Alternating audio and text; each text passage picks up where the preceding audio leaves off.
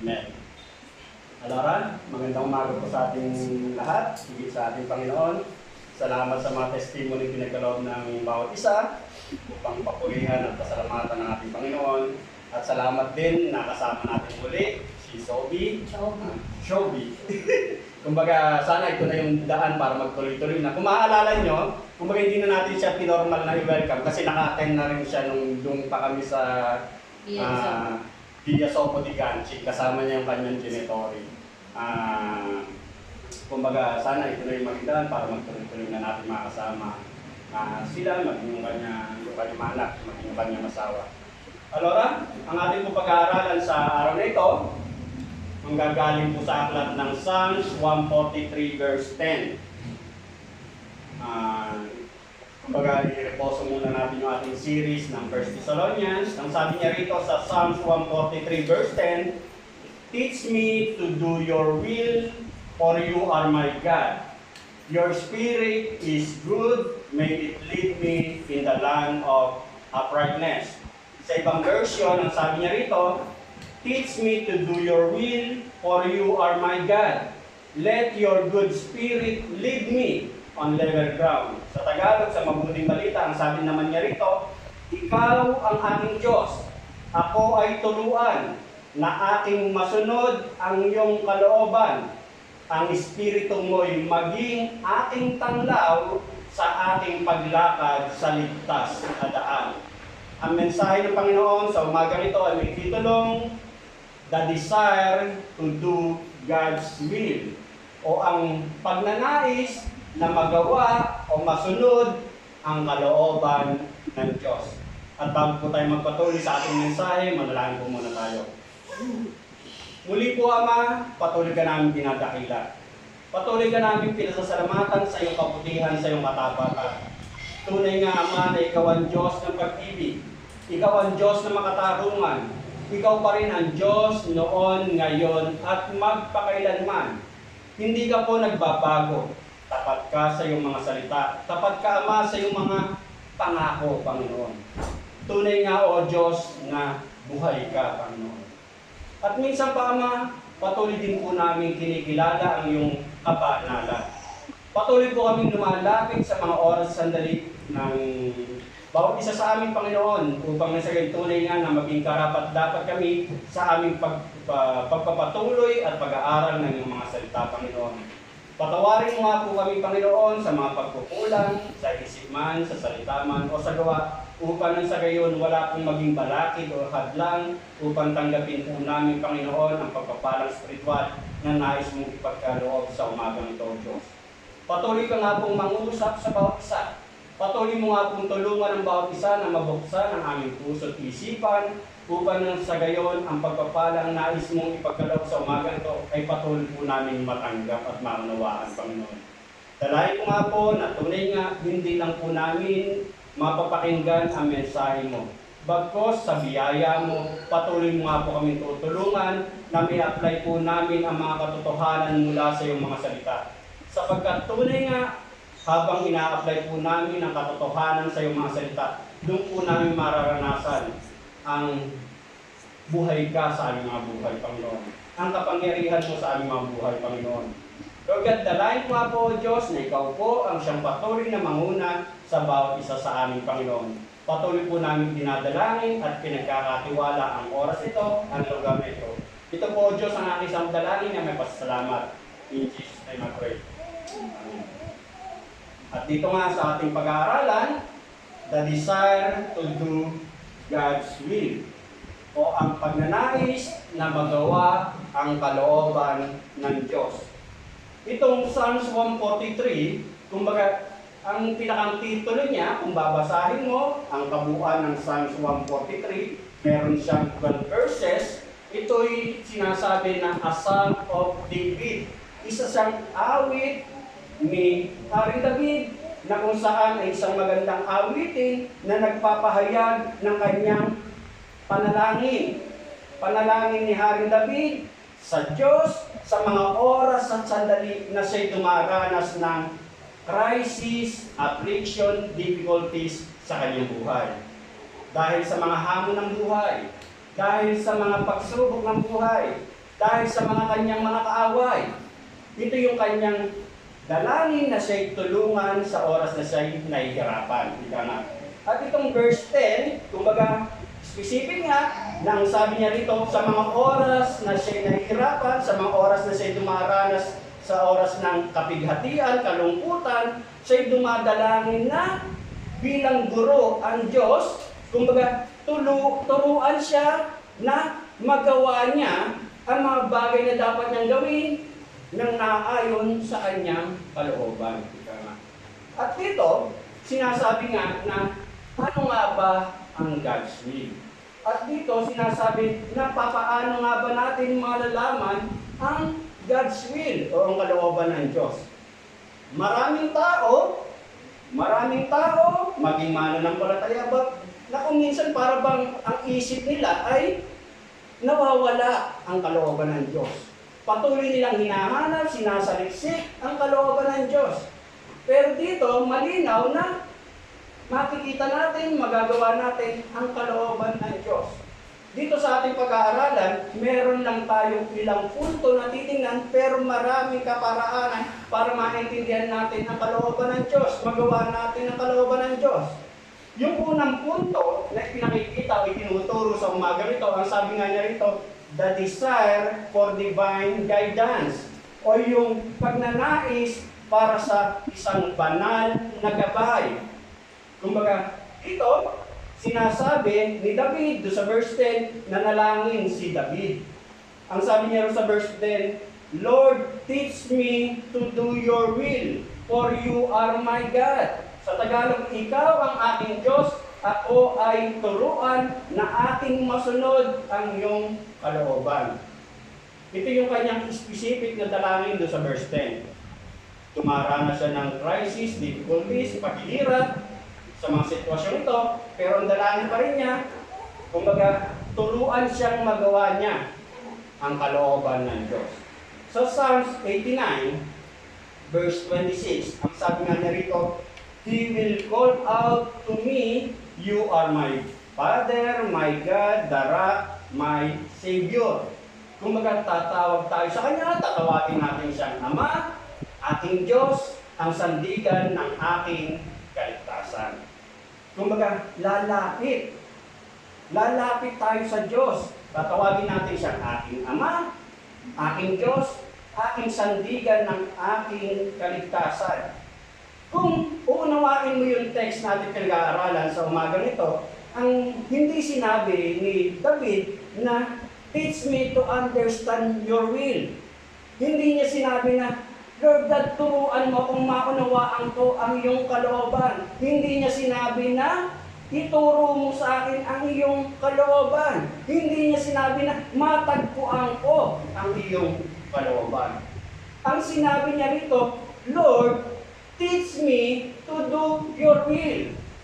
Ang dalangin ni David sa oras na siya'y nahihirapan, sa oras na siya'y nabibigatan, sa oras na siya'y may mga problema, difficulties, ang dalangin niya, Lord God, turuan mo akong magawa ko ang iyong kalooban.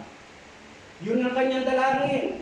Dumaranas siya ng paghihirap, dumaranas siya ng mga problema, dumaranas siya ng mga pagsubok, pero ang dalangin ni David, Lord God, teach me to do your will. Yun ang kanyang dalangin. Ibig sabihin, meron siyang alam, may impormasyon siya, may sapat siyang alam sa kalooban ng Diyos. It is a matter of obedience. Kumbaga may alam si David sa kalooban ng Diyos. Ngayon, ang dalangin niya, may apply ko, masunod ko, magawa ko. Yun ang dalangin ni David. Ibig sabihin, bigyan siya ng kapangyarihan, ng lakas, na magawa ko ang kalooban ng Diyos.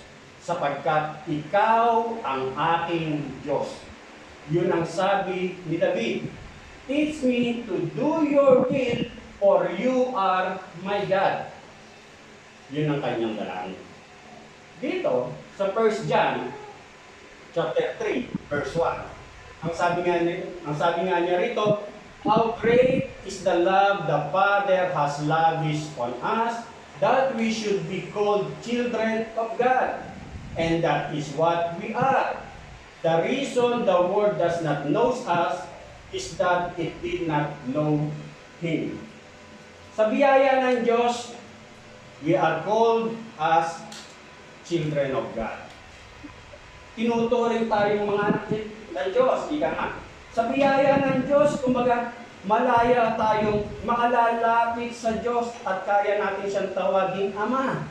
Maidulog ang ating mga kahilingan at humiling tayo na tayo'y kanyang tulungan sa ating mga nararamdaman o nararanasan. Sa biyaya ng Diyos, magagawa natin yan. Ngayon, ang sabi nga niya rito, doon sa huling bahagi, it did not know Him. Ang mundong ito, hindi alam ng mundong ito na tayo ay mga anak ng Diyos. Kumbaga, ang sabi nga niya rito, how great is the love the Father has lavished on us that we should be called children of God. And that is what we are. Yan ang katotohanan.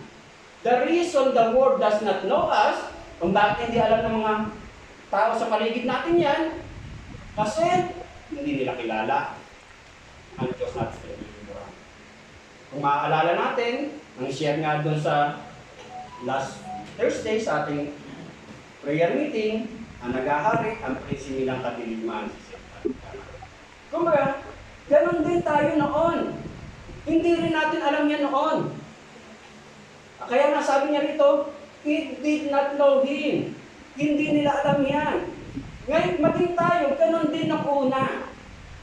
Naintindihan lang natin yan nung tayo'y magkaroon ng kaligtasan. Naintindihan natin, naunawaan natin na meron palang kalooban ng Diyos. May God's will pala. Ngayon, ang sabi nga sa 1 Timothy chapter 2 verse 3 and 4, ang sabi niya rito, this is good and pleases God our Savior, who wants all men to be saved and to come to a knowledge of the truth. Kumbaga, sinasabi ni Apostol Pablo na ang kalooban ng Diyos ay maligtas ang lahat ng tao. Yun ang kalooban ng Diyos. Kasi tayo noon, hindi natin alam yan. Pero by God's grace, naintindihan natin, nalaman natin ang katotohanan ito, nalaman natin na may one way para magkaroon tayo ng kaligtasan. At dito, sinasabi nga na God's will is that you be saved. Ang nais ng Diyos ay maligtas ka. Kumbaga, hindi aksidente na napapakinggan mo ang mensahe ito. Salamat sa Diyos at masigit mong maunawaan na biyaya lang talaga na magkaroon ka ng kaligtasan. God's will is that you be saved, delivered from sin and death and judgment and hell. Kumbaga, mailigtas tayo, mapalaya tayo sa kasalanan, mapalaya tayo sa kamatayan, mapalaya tayo sa darating na paghukom, mapalaya tayo sa apoy ng impyerno. Yun ang kalooban ng Diyos. At kung sabi ko nga, nasa series tayo ng 1 Thessalonians, nasa reposo lang tayo ngayon, mas kumbaga marami rin nakabakasyon, kaya kumbaga ipahinga rin muna natin yung ating series. Pero ilang session na lang, matatapos yung ating series ng 1 Thessalonians. Pero makikita natin na sa ating pag-aaral ng 1 Thessalonians, na malinaw na sinasabi, muling babalik ang ating Panginoong Kristo. Muling babalik siya, lilingapin niya ang kanyang mga hinirang. At dito, sinasabi na muling babalik ang ating Panginoong Kristo. Pero matagal nang sinasabi ito, 2,000 years ago pa. Pero hanggang ngayon, patuloy pa rin natin hinihintay. Bakit nga ba patuloy pa rin natin hinihintay? Bakit hindi pa nga ba nangyayari? Kasi nga, ang sabi naman ni Pedro sa 2 Peter 3:9, the Lord is not slow about His promise. Hindi mabagal ang Diyos sa kanyang mga pangako. As some count slowness, but is patient toward you. Kumbaga, mahinahon lamang ang Diyos. But is patient toward you, not wishing for any to perish, but for all to come to repentance. Kasi binibigyan ka pa niya ng second chance na pagsisi ka sa mga pagkukulang, sa mga ka. At ito, kumbaga, pinaunawa sa atin na may dahilan pa kung bakit hindi pa dumarating o bumabalik muli ang ating Panginoon Yesu Cristo. Sa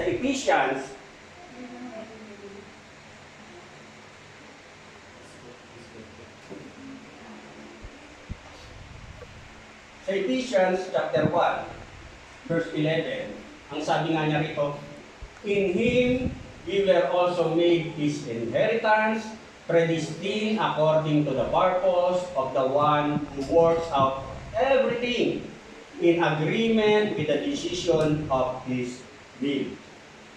Malinaw na sinasabi dyan, may purpose, may layunin ng Diyos sa bawat buhay ng kanyang mga hinirang. May purpose ang Diyos kung bakit ka binigyan ng kaligtasan. May layunin ng Diyos, may purpose ang Diyos sa buhay ng bawat isa sa atin. At ang sabi nga niya rito, itong purpose nito ay naayon sa dakilang plano ng Diyos. Yung purpose ng Diyos sa buhay mo ay nakaayon sa dakilang plano niya. Yun ang dapat natin mapapagawa. At ito, ibig sabihin, ang kalooban ng Diyos, there is a will of God which belongs fully to Him, in which no person can bring about any consequence, any event, any circumstance that would change the eternal purpose. Meron dakilang plano ang Diyos na talagang ito yung kanyang great plan. At ito yung great plan ng Diyos, hindi mababago yun. Ito yung plano ng Diyos. Katulad halimbawa ng ating Panginoong sa Kristo. Nagkatawang tao ang ating Panginoong sa Kristo kasi ang dakilang plano, maghihirap siya, mamamatay siya doon sa krus ng Kalbaryo para sa kaligtasan ng kanyang mga hinirang. Yun ang dakilang plano ng Diyos. Ngayon, para sa atin, kumbaga, sinasabi nga, but on the human level, God has a will for man and that will is not done for the most part. Kumbaga may plano ang Diyos para sa kanyang mga hinirang, pero kadalasan yung mga planong yan ay hindi pa nangyayari. Paano natin malalaman ang dakilang plano ng Diyos? Sa kanyang mga salita. Sa kanyang salita. Sa Biblia. Malinaw na maintindihan mo ang layunin ng Diyos sa buhay mo sa pamamagitan ng kanyang mga salita. Inireveal na niya lahat yan. Ika nga. At dito, sinasabi nga na lahat ng bagay na yan, nakahayag na, sinabi na dyan. Kumbaga, may dakilang plano ang Diyos, may purpose ang Diyos sa bawat hinirang. At dito, dapat natin maintindihan, nothing that I do or don't do will alter the end plan of God. Walang yung mga bagay na ginagawa mo, bagay na hindi mo ginagawa, ay hindi makaka-apekto sa great plan ng Diyos. Hindi makaka-apekto yan. Makaka-apekto yan sa'yo. Makaka-apekto yan in a sense na yung blessings na dapat para sa'yo, nakahadlangan. Yung joy, kagalakan ng para sa'yo, nakahadlangan. Yung pagiging usefulness mo o yung kapakinabang mo sa gawain para sa Diyos, nakahadlangan. Depende yan kung hanggang saan mo sinusunod ang kalooban ng Diyos. Kumbaga dito, malinaw na sinasabi na everything, all things, kumbaga under the control ng isang sovereign God. At ito, malinaw na sinasabi, kumbaga, pinapaunawa rito na dapat nating maintindihan na walang saysay ang mga paghahanap natin sa kalooban ng Diyos kung hindi ka pa nagkakaroon ng kaligtasan. Ano mang paghahanap mo sa ano ba ang kalooban ng Diyos sa buhay ko, sa mga gagawin ko, sa pag-aasawa ko, sa relasyon ko, sa pamilya ko, sa trabaho ko, walang saysay yan. Hindi mo lubusang maintindihan kung wala ka pang kaligtasan. Kumbaga, yan yung katotohanan. Kasi kalooban ng Diyos ang hinahanap natin. Paano mahanap ang kalooban ng Diyos kung wala ka pang relasyon sa Kanya? At dito, malinaw na sinasabi nga, ang kinakailangan natin, kumbaga, maalis yung barrier, yung kasalanan, humingi tayo ng kapatawaran sa ating mga pagkukulang, pagkakamali, tanggapin natin ang ating Panginoon Kristo bilang personal Lord and Savior, magkakaroon tayo ng relasyon sa ating Panginoong Diyos, sa ating Panginoong Kristo bilang personal Lord and Savior. At doon natin hahanapin, idadalangin na nawa magawa ko ang kalooban. Yun yung una. Yung pangalawa, na pinaunawa sa atin sa umagang ito, sabi nga niya rito, the desire of God's Spirit leading. Yung pagnanais na ang Espiritu ng Diyos ang tunay na manguna sa atin. At dito, ang sabi nga niya rito, God's will is not only that you be saved, but Spirit-filled. Ang nais ng Diyos, hindi lang ikaw basta magkaroon ng kaligtasan. Ang nais ng Diyos ay lumakad ang bawat isa sa mga hinirang niya, sa kanyang mga anak, na ang magiging gwida natin ay ang Espiritu ng Diyos. Doon tayo lalakad. Ang sabi nga niya rito, your spirit is good, may it lead me in the land of uprightness, let your good spirit lead me on level ground. Yun ang nais paunawa ng Diyos sa umaga ito. Ang sabi nga sa Ephesians chapter 5, verse 17, do not be foolish, but understand what the will of the Lord is. Ito naman yung sinasabi ni Apostol Pablo. Ang sabi naman ni Apostol Pablo, but understand. Kay David, ang dalangin niya, magawa ko ang kalooban mo, O Diyos. Kahit ako'y dumaranas ng paghihirap. Ngayon, ipinaunawa naman ni Pablo sa atin na maunawaan ko para na sa gayon, mas magawa ko. Maunawaan ko ang kalooban ng Diyos. Do not be foolish but understand what the will of the Lord is. Ngayon ang pauna ni Pablo, pinapaalala niya sa mga mananampalataya na do not be foolish. Huwag kang maging mangmang. Huwag kang maging hangal, ang sabi ni Pablo. Kasi nga, bakit? Kasi, ang sabi kanina, kay David, meron kang sapat na alam dun sa salita niya, sa kalooban niya. Ngayon, ang sinasabi, kumbaga may alam ka, it's a matter of obedience.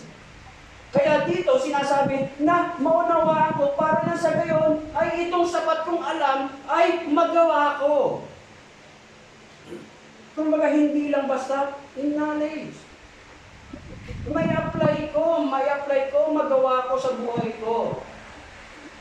Ang sabi, pinapaalala dito, na pinaunawa sa atin, na, kumbaga, ang mangunguna ay kung ano yung sinasabi ng Santong Espiritu na ipinagkaloob sa isang mananampalataya. Kasi, katulad halimbawa ng pinatotoo ng ating kapatid na kung tutusin, pag Sunday, ang dami mong minsan nararamdaman. Ang sabi niya, parang ayaw niya magturo, magpahinga lang siya. Pero nung mas niloob ng Diyos na masunod niya yung Espiritu na magturo ka, umatay ka, magturo ka, paggamit ka sa kalooban ko, pagkatapos yun, mas na-refresh ka. Kumbaga, huwag yung laman ang siyang manalig, kundi yung Espiritong ipinagkaloob sa isang mananampalataya. Ito, yung Psalms 143, ang sabi mo nga kanina, Si David sa mga oras nito, dumaranas siya ng mga paghihirap. Dumaranas siya ng mga trials, problems, difficulties, afflictions, crisis sa kanyang buhay. Pero ang dalangin pa rin niya, turuan mo ko, O Diyos, na magawa ko ang iyong kalooban. Yun ang kanyang panalangin, yun ang kanyang kahilingan. At dito, kumaga, maunawaan natin na may kinalaman to sa attitude. Sa attitude. Kung paano mo hinaharap ang isang sitwasyon. Kung paano mo pinagkakatiwala ang lahat, ibinibigay lahat sa Diyos. Kasi nga, yung sitwasyon niya hindi maganda kung titingnan mo. Pero, ang mas pinanghawakan niya ay yung vida ng Espiritong pinagkaloob sa isang mananampalataya. Yun ang kanyang mas pinanghawakan. At dito, makikita nga natin na kung titingnan mo kung bakit naging successful, halimbawa si David sa kanyang buhay, ay ito yung kanyang pananaw sa kanyang buhay, na kahit may pinagdaraanan sa hindi maganda, ang kalooban pa rin ng Diyos ang siya manguna. Yun. Yun ang reason kung bakit successful si David. Kahit hindi maganda ang kanyang sitwasyon, ang Diyos pa rin ang siyang mangunguna. At dito, halimbawa, kapag nakakaranas ka ng mga negative thoughts, mga pandaraya ng kaaway, ng mga kasinungalingan na pinapasok ng kaaway, na kapag hindi maganda ang sitwasyon mo, kumbaga kung ano-ano ang ibubuyo ng kaaway sa isipan mo. At dito, ano ang siyang mas nangunguna sa iyo?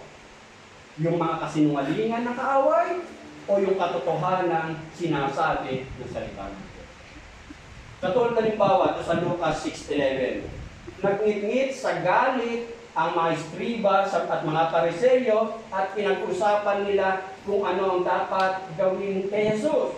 Mag-isa Lucas 4:20, galit na galit ang lahat ng nasa sinagoga nang marinig ito.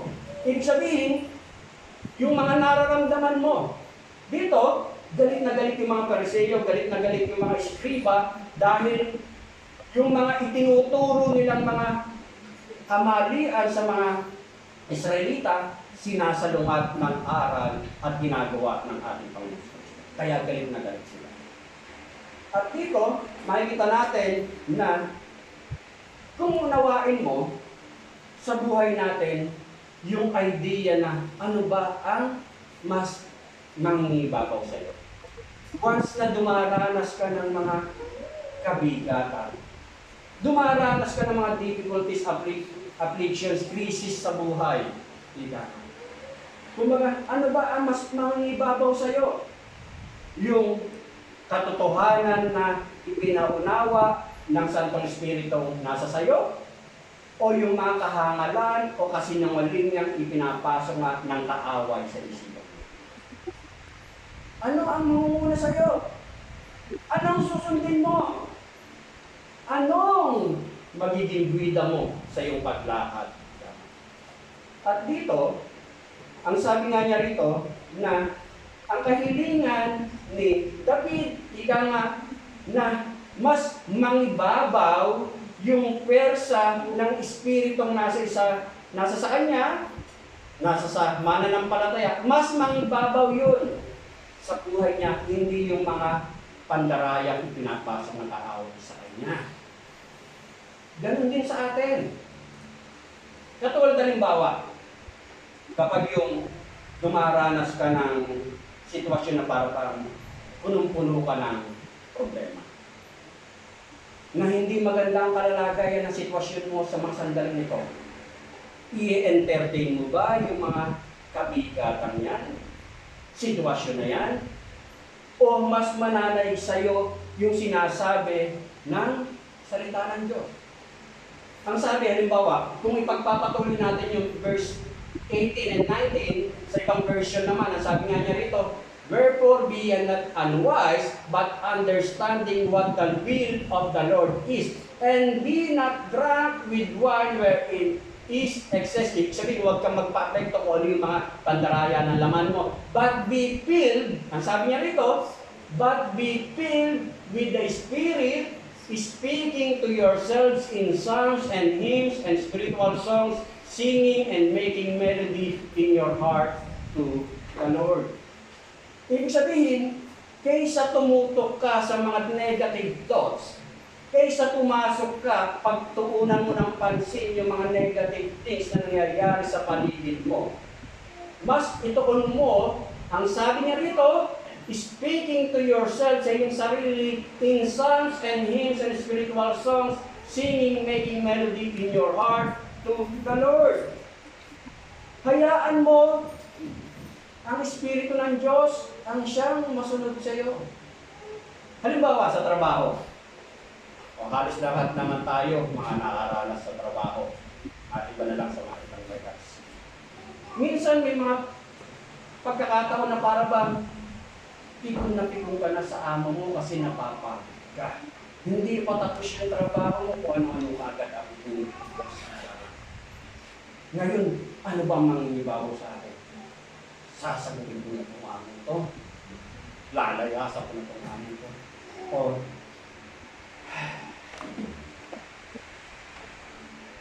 magmumuli-muli na lang ako sa agutin. Kahit sintonado ka, sa sarili naman hindi naman sa iba. Speaking to yourself. Magmumuli-muli na lang ako. Aawit na lang ako. Kung bakit idudulog ko na lang lahat sa Diyos. Siyang manguna. At hindi kung ano yung mga mararanasan natin. At dito, ang sabi nga sa verse 11, nung Psalms 143, ang sabi niya, for the glory of your name, O Lord, preserve my life because of your faithfulness, bring me out of this distress. Ikaw ay nangakong ako'y ililigtas, pagkat dakila ka, iligtas mo agad, iligtas mo ako sa mga pagkapat. Kasi, alam mo, tapat ang Diyos. Katangian niya yan, karakter niya yan. Pangako niya yan. Oo, ito yung kalalagayan ko ngayon, pero karakter ng Diyos, tapat siya. Kaya, may pagkakatiwala mo, kahit hindi aposto yung present situation mo ngayon, pero alam mo na ang karakter ng Diyos, tapat siya. Hindi nakasalalay sa sitwasyon ngayon, kundi nakasalalay kung sino yung Diyos na pinananaligtan. Yun ang dapat natin maintindihan. At dito, kumbaga, sa mga sitwasyon na parabang ang pakiramdam mo ay punong-puno na puro kadiliman ka. Puro problema ang sitwasyon na nakapaligid sa'yo. Katulad ng bawa ng pinawid ng ating kapatid. Na, kumbaga, ilapit ko na lang sa Diyos. Yung luha ko na lang ang siya magpapatuloy ng pagpupuri ko sa Kanya. Kumbaga, sa buhay natin na parang punong-puno ng problema, kabigatan, na parang hindi ka na makakalabas sa sitwasyon niyan, hayaan mo ang Spirit of God ang siyang maging bida ng buhay mo. Huwag kang magpadaya sa mga sitwasyon. Kundi kung sino yung Diyos na ating pinananampalataya. Kung makikita natin, maging sa Colossians, chapter 3, verse 16, ang sabi naman ni Pablo sa mga taga-Colossians, let the word of Christ dwell in you richly. Kumbaga, yung mga salita ng Diyos naway talagang dwell, manahan, mapagyaman sa iyo. Ibig sabihin talagang pinahalagaan mo, pinagyayaman mo, pinangangalagaan mo. In all wisdom, teaching and admonishing one another in psalms and hymns and spiritual songs, singing with grace in your hearts to the Lord. Ibig sabihin, hayaan mo pa rin na yung mga salitang nananahan sa iyo, mga salita ng Diyos na alam mo, ang siyang mangibabaw sa iyo, hindi yung mga kamalian o pandarayan ng kaaway. Kaya magagawa mo pa rin magpuri. Magagawa mo pa rin umawit sa Diyos. Kasi yun yung katotohanan eh. Hindi yung nararanasan mo ngayon, kundi yun yung katotohanan ng makakalaya ka sa kalalagayan. Kung titingnan mo, yung sinabi ni Pablo rito sa Colossians 3:16 ay parehas din lang ng sinabi niya rito sa Ephesians 5:9. Speaking to yourselves in songs, hymns, spiritual songs, singing, making melody in our hearts. Yung pangatlo na pinapaalala ng Diyos sa umaga ito, the desire to depend only in God. Yung pagnanais na nakadepende lamang tayo, magtitiwala lamang tayo sa Diyos. Kumbaga, pinapaalala sa atin sa umagang ito na ang depende natin ay sa Diyos lamang, ika nga. Sa Proverbs chapter 3, verse 5 to 6, ang sabi nga niya rito, trust in the Lord with all your heart, do not depend on your own understanding, seek His will in all you do, and He will show you which path to take. Ang sabi nga niya rito, huwag tayong magtiwala sa ating sarili nating karunungan. Bagkus, magtiwala tayo sa Diyos. At ang sabi niya rito, seek His will. Hanapin natin ang Kanyang kalooban. Hanapin natin ang Kanyang kalooban. At ang sabi nga kanina, alam natin ang kalooban ng Diyos. May alam ka. I-apply mo na lang. At ang sabi nga niya rito, sa mga Bible character, makikita natin na lahat sila nakaranas ng troubles and difficulties sa kanilang buhay. At malinaw na kung yung mga Bible character nakaranas ng troubles and difficulties sa kanilang buhay, malinaw na tayo meron din, maging dun sa mga testimony natin natin. Ibig sabihin, hindi lang ikaw kapatid ang meron. Ako rin meron. Si kapatid meron din. Lahat tayo meron. Hindi ka nag-iisa. Sana ko. Hindi ka nag-iisa. Iba't iba nga lang. Pero, pinapaalala sa atin dito na dapat meron tayong pagnanais na nakadepende lamang tayo, magtitiwala lamang tayo sa Diyos. Pinapaalala sa umagang ito. Yung mga Bible character noon, mga Bible heroes noon, nakaranas sila ng difficulties and troubles. Maging ang bawat isa sa atin, meron. Pero ang pinapaalala sa atin dito, magdepende lamang tayo sa Diyos. Dito, makikita natin sa Acts 13:21-22. Ang sabi nga niya rito, then the people asked for a king, and he gave them Saul, son of Kish, one of the tribe of Benjamin, who ruled 40 years. And then sa verse 22, after removing Saul, kumbaga, tinanggal na siya ng Diyos si Saul sa kanyang pagkahari sa Israel, He made David their king. He testified concerning him, I have found David, son of Jesse, a man after my own heart. He will do everything I want him to do. Sa buhay natin, malinaw na sinasabi nga na yung pagkakaroon ng trials, difficulties sa buhay, malinaw na hindi lang ikaw ang meron. Bawat isa sa atin meron. Iba't iba nga lang. Kasi depende kung hanggang saan ang antas ng pananampalataya. Pero lahat tayo meron. Pero hindi ibig sabihin na kapag merong trials and difficulties ka, may troubles ka, hindi ibig sabihin na pinabayaan ka na ng Diyos. Hindi ibig sabihin na hindi ka mahal ng Diyos. Kasi malinaw din na sinasabi ng salita ng Diyos na kailangan din minsan yung mga trials and difficulties na yan para sa iyong sanctification, para sa purity ng pananampalataya mo. Depende sa antas.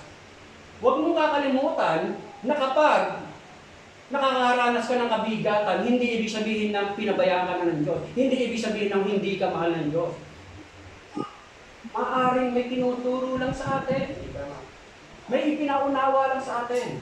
Pero katulad ni David, na ang panalangin niya, kahit hindi maganda ang kanyang kalalagayan, nawa, magawa ko ang iyong kalooban. Turuan mo kung magawa ko ang iyong kalooban. Ibig sabihin, sa buhay natin, anong pipiliin mo? Katulad ni Saul, na hindi niya sinunod ang Diyos sa mga desisyong kanyang ginawa. O katulad ni David, na ang pinili ni David ay ang kalooban pa rin ng Diyos ang kanyang ginawa. Ganon. Sa buhay natin, ganon. Sa mga pinagdadaanan mo, ganon. Anong desisyon ang gagawin mo? Susundin mo ang kalooban ng Diyos o hindi ko susundin ang kalooban ng Diyos? Magagawa mo yan kahit sabihin mo ligtas ka na. Kasi nga, a Christian, kumbaga, pinalaya ka na, pinatawad ka na, pero you are able and, kumbaga, pwede ka magkasala, pwede ka hindi magkasala. Depende sa iyo kung anong gagawin mo. Pero salamat sa Diyos kasi pinatawad mo. Pero huwag mong gawing scapegoat yun na pinatawad na ako ng Diyos, kaya puro pagsuway ang aking gagawin. Kasi hindi ganon ang tunay na pinatawad. At dito, makikita natin na katulad ni Paul and Silas, yung pinag-aralan natin nung tayo nasa Villa Trabilla. Si Paul and Silas, nakakulong sila, hindi maganda ang kanilang sitwasyon sa mga sandaling ito dahil sa kanilang pagmi-mission, kumbaga, nakaranas sila ng great persecution sa mga sandaling ito. Napahirapan sila, nakulong sila, nabugbog sila. Pero, ang ginawa pa rin ni Paul and Silas, nagpurit na nalangin pa rin sa Diyos. Kaya sa buhay natin, ganon. Kumbaga, sa buhay natin, anong gagawin mo? Anong i-apply mo sa buhay mo? Katulad ba ni Saul na sarili niya ang sinunod niya? O katulad ni David, nakalooban pa rin ng Diyos ang kanyang ginawa? Yung pang-apat na pinaalala sa atin sa umagang ito, the desire to listen and obey. Yung pagnanaris na makinig at sumunod. Halimbawa, katulad ng isang estudyante. Lahat naman tayo naranas na maging estudyante. Kahit medyo adult na tayo, naranas tayo maging estudyante. At sa pagiging estudyante, kumbaga, malalaman ng teacher na kung may natutunan itong estudyante ito sa exam na ibibigay sa kanya. May papasa ba niya itong exam na to o hindi? Ganon din sa buhay natin. Kumbaga, may papasa ba natin yung exam ng buhay natin? At makikita natin na nakinig siya, naintindihan niya, naunawaan niya kung paano siya mamumuhay. Ganon sa atin bilang mananampalataya. Makikita mo na tunay kang nakapakinig, na talagang pumasok dito, nanahan dito sa puso mo, naintindihan mo. Kaya, ikaw ay susunod. O pumasok lang dito, labas dito, na para bang patinaw lamang, ingay lamang.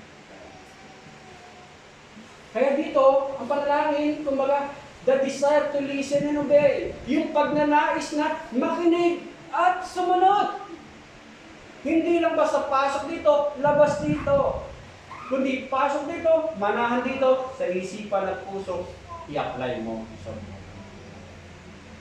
At dito, makita nga natin na sa relasyon natin sa Diyos, sa pang-araw-araw nating buhay, at ang sabi nga, hindi lang ikaw ang nakakaranas ng trials, difficulties, problems, crisis, affliction ng buhay.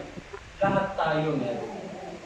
Ngayon, makikita ba na talagang nakakapakinig tayo? Natututo tayo?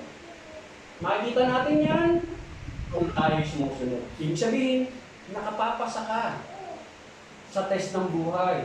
Sa test ng buhay pananampalataya. Pero, grazie Dio, kahit minsan nagpe-fail tayo, pwede tayo mag-recover. Pwede tayo makabawi.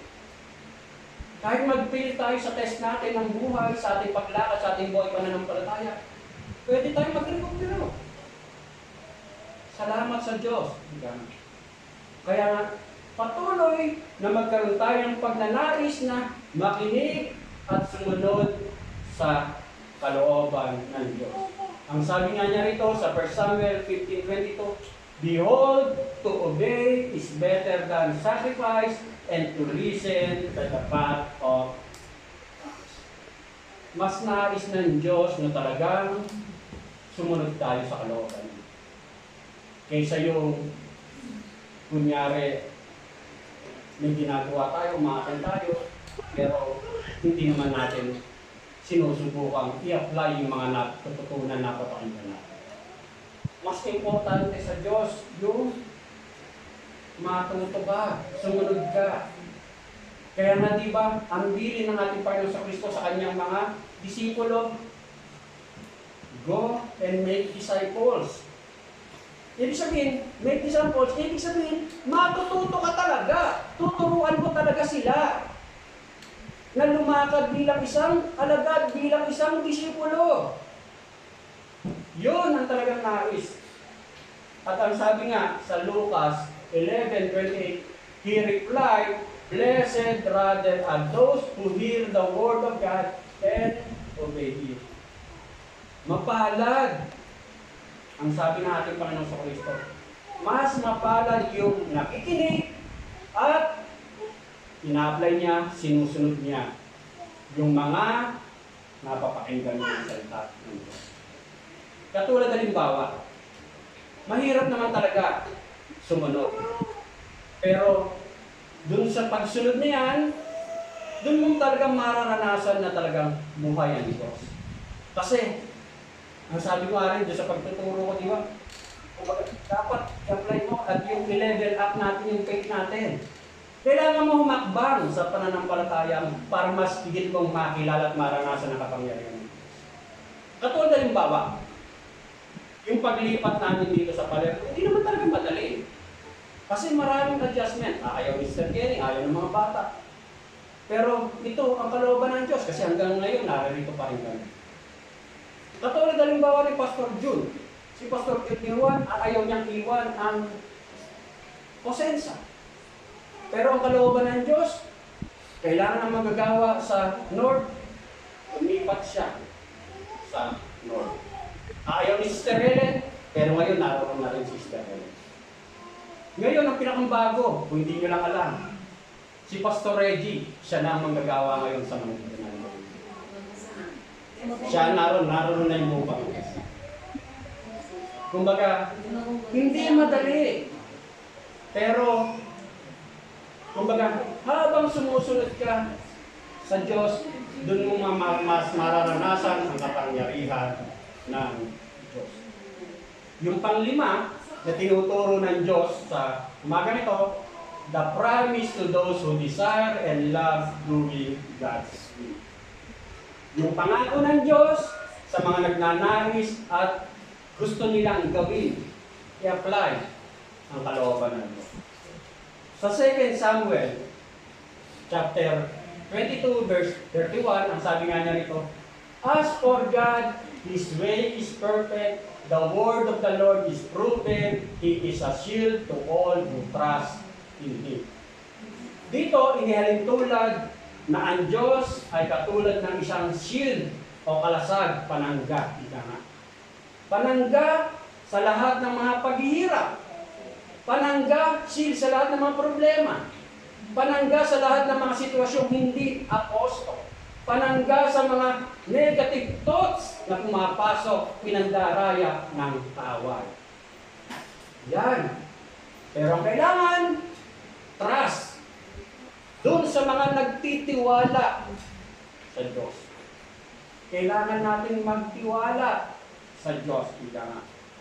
At dito, dapat natin maunawaan na sinasabi nga na kumbaga, natin dyan ang Diyos.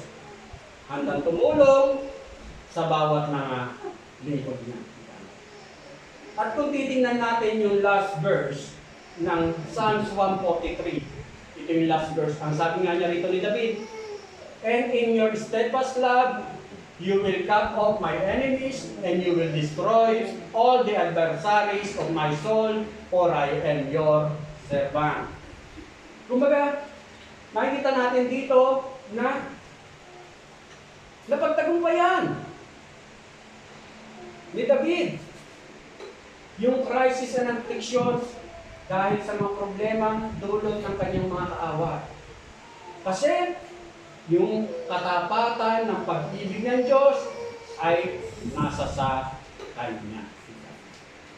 At dito, malinaw na sinasabi na mapagtatagumpayan natin anumang sitwasyon na maaaring akala mo hindi mo mapagtatagumpayan. Sa 1 Corinthians chapter 2, verse 9, ang sabi nga niya rito, however, as it is written, what no eye has seen, what no ear has heard, and what no human mind has conceived, the things has prepared for those who love Him. Wala pang matang nakakita, wala pang tengang nakapakinig, wala pang pag-iisip ng taong kaya niyang isipin. Ang mga nakahanda na, nakaprepare ng pangako sa lahat ng mga nagmamahal sa Kanya. Kumbaga, yung mga bagay na yan na hindi mo malubos maunawaan, kumbaga, mas higit pang nakalaan na pangako para sa mga ito. Kaya kung titingnan natin, na sinasabi nga niya rito, kaya ka may pagnanais na magawa kalooban ng Diyos kasi may pagmamahal ka sa Diyos. Mahal mo kung sino pinaglilingkuran mo. At dito, kung titingnan natin, yung idea talaga na yung promises and blessings ng Diyos, titingnan natin yung idea na ang Diyos pa rin talaga ang dapat mauna. Put God first. Kumbaga, and all of these things shall be added unto you. Yun pa rin ang idea. Ang Diyos talaga ang number one. At ang lahat ng bagay ay ipagkakaloob niya sa iyo. Sa ating pagtatapos, kumbaga, salamat sa mensahe ng Panginoon na pinagkaloob niya sa umagang ito. At sa mga Bible character na ating maaalala, ang sabi nga niya rito, Jesus lived His life in the pursuit of the will of God. Ang ating Panginoon sa Kristo sa kanyang pagkakatawang tao, kumbaga, hindi na naig ang kanyang pagka-Diyos, kundi sinunod pa rin niya kung ano ang kalooban ng Diyos Ama sa kanyang pagkakatawang tao. Maging si Pablo, live his life in the pursuit of the will of God. Marami siyang mga paghihirap, challenges na pinagdaanan, pero ang sinunod pa rin niya, hinanap pa rin niya, ginampanan pa rin niya, ay ang kalooban ng Diyos. At maging si David, David lived his life in the pursuit of the will of God. Kumbaga, ilan lamang yan sa mga Bible character na dumanas sila ng mga paghihirap, trials, afflictions, pero ang kalooban ng Diyos pa rin ang kanilang ginawa. In-apply sa kanilang buhay. Kaya mga kapatid, pinapaalala sa atin dito, Christians, we are told to pray that God's will be done, not beyond us and outside of us, but in our own lives. Sa ating mga buhay, pinapaalala ng Diyos sa umagang ito na maganap, mangyari ang kalooban ng Diyos para sa ating mga buhay. Pinapaalala sa atin. Ngayon, ang nakakalungkot lang, may mga oras at sandali. Kung maaalala natin, si David, sa mga sitwasyon ito, dumaranas siya ng affliction, trials, difficulties ng buhay. Pero ang panalangin niya, teach me to do your will. Turuan mo akong magawa ko ang iyong kalooban. Yun lang nakakalungkot kung minsan, na sa atin, kapag tayo na dumaranas ng afflictions, trials, problems ng buhay, sa halip na ang pinalangin natin, teach me to do your will, nawawala tayo sa kalooban natin.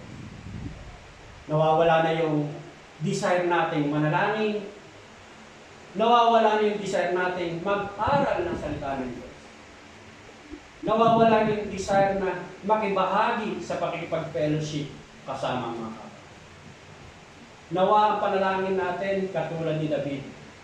Kahit dumaranas siya ng problema sa mga oras nito, teach me. Katulad sa paalala ni Pedro, ang sabi nga niya rito sa 1 Peter 4:2, do not live by human desires, but by the will of God. Ang masunod pa rin ay ang kalooban ng Diyos at hindi ang mga sarili natin. Manalangin. Salamat po, Ama, sa oras nito. Salamat po sa mensahe na pinagkaloob mo sa mga sandali nito. Salamat po, O Diyos, sapagkat ang Diyos na aming pinaglilingkuran ay buhay, katulad ng mga salita mo na buhay, Panginoon. At ang dalangin ko nga po, Ama, na tunay nga, hindi lang po namin napakinggan, narinig ang mensahe nito, bagkos patuloy itong magpaalala sa bawat isa sa amin. Matanim sa aming puso't isipan ng mga paalalang ito. Gamitin, i-apply po namin ang mga katotohanan ito. Tulungan mo nga po kami, Panginoon, na magawa namin ang iyong kalooban. Lord God, iba't iba po ang sitwasyon na pinagdaraanan ng bawat anak mo, Panginoon. Pero katulad po ni David, bagamat siya'y tumanas ng mga paghihirap, pero ang dalangin pa rin niya, Panginoon, magawa ang iyong kalooban, Panginoon. Lord God, katulad ng iyong mga pangako, Panginoon, Lord God, sa lahat ng mga paghihirap, pagsubok namin nararanasan, Panginoon, tapat ka, Panginoon, hindi ka nagbabago, Panginoon. At ipagkakaloob mo na ito'y aming mapagtatagumpayan. Ang kailangan lang po namin, patuloy po kami tumintende, magtiwala sa iyo. At ang kalooban mo, ang Espiritu mong pinagkaloob sa mga mananampalataya, ang siyang manguna sa amin, Panginoon. Salamat po, Ama. Ito po, Diyos, ang aking samdalangin na may pasalamat. In Jesus' name I pray. Amen. Patuloy po tayo.